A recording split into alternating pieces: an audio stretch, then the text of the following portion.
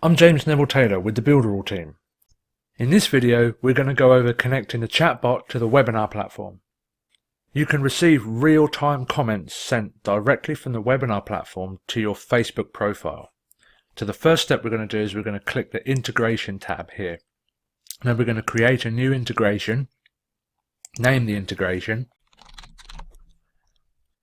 select the webinar, select the page, select where we want the messages sent to, and then click submit. Now it's going to generate this key for us. We copy the key and then go to the webinar platform. Now we're on the webinar platform. We scroll down to our webinar. I've already created one here, and we click edit, and then we go to chat. We enable chat, we enable save history, and then we click integration. And then we select send to Facebook and paste the integration key and hit save.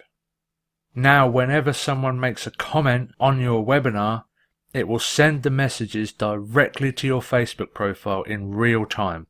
That's it. In this video we went over how to connect the webinar to the chatbot.